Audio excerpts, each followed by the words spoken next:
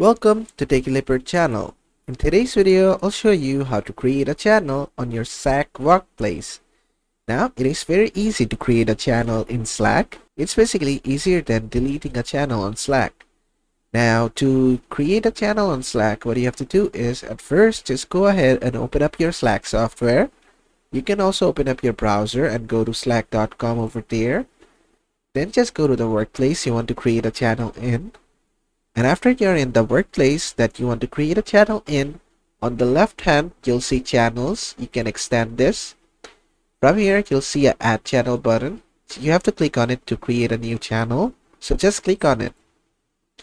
And after that, click on create a new channel. And after that, it's gonna give you some templates, whatever kind of channel you want to create. Just select that and click on next.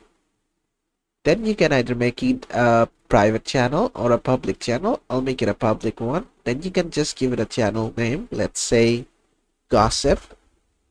And after that, you can see the name over here. You can click on create to create the channel. And you can either add specific people or add all the member of the workplace. Just click on add after that. And there you go. The Gossip channel has been created. And basically that is how to create a channel in Slack. I hope this video was helpful. If it was, please give it a thumbs up and don't forget to subscribe.